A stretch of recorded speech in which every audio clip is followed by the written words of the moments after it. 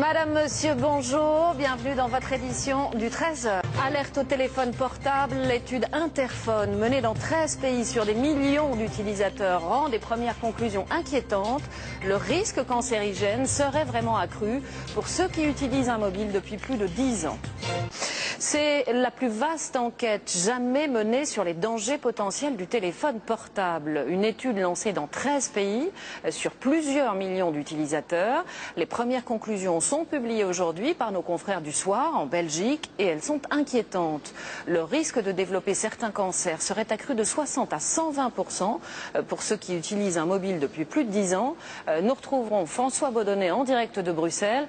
François, c'est une étude sérieuse publiée dans un journal sérieux. Oui, absolument. Le journal en question est même l'un des deux principaux journaux francophones belges. Et l'étude en question, eh bien, c'est l'étude Interphone. Elle a été menée, vous l'avez dit, dans 13 pays, auprès de 14 000 personnes, et ce, depuis 8 ans.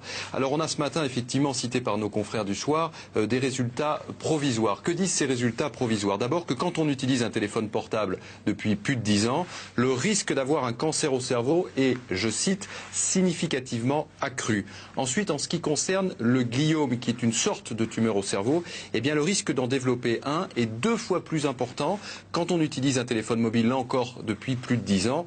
Et il semblerait enfin qu'il y ait un rapport entre le côté de la tête où l'on utilise le téléphone portable et le côté où apparaîtrait la tumeur. Alors pour autant, les scientifiques qui sont à la base de cette étude ne sont pas aussi alarmistes. Ils ne disent pas attention, clairement le téléphone portable est cancérigène, mais ils rappellent que les enfants ne doivent pas l'utiliser et que l'oreillette est un moindre mal.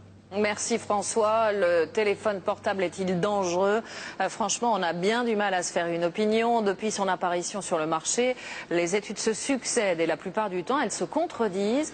À chaque fois, le risque de cancer est évoqué, parfois pour être démenti.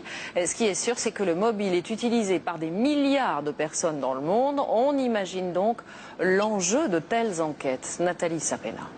Salut chérie, qu'est-ce qu'on mange ce soir? N'importe où et à tout moment. Le téléphone portable est utilisé par plus de 50 millions de personnes en France pour 600 millions d'heures de conversation par an. Avec une inquiétude récurrente, y a-t-il des risques avec ces ondes puissantes si proches de la tête et du cerveau? Les études se multiplient, certains chercheurs alertent, comme cette publication israélienne l'an dernier, qui a montré un possible lien entre téléphone portable et un cancer rare des glandes parotides pour les gros utilisateurs. Nous sommes à un stade où nous avons suffisamment d'indications pour commencer à étayer les soupçons sur les risques du portable. Le téléphone mobile pourrait provoquer des cancers du cerveau, des nerfs acoustiques et des glandes salivaires. Mais pour l'instant, les études n'ont établi aucun lien direct. C'est pourquoi l'étude Interphone a été lancée, la plus vaste jamais réalisée sur 13 pays. Ces premiers résultats montrent une augmentation de certains cancers, mais il est trop tôt pour conclure comme le fait ce journal belge avec un titre alarmiste. Il y a des problèmes méthodologiques dans des études comme celle-ci qui pourraient éventuellement faire apparaître un risque là où il n'y en a pas. Donc ces résultats sont très intéressants parce qu'ils montrent qu'il y a peut-être quelque chose, mais pour l'instant on ne sait pas si ces observations sont réelles et montrent un risque ou si c'est le résultat de problèmes méthodologiques. La publication définitive de cette étude, commencée en 1999, devrait apporter enfin des réponses fiables dans quelques mois.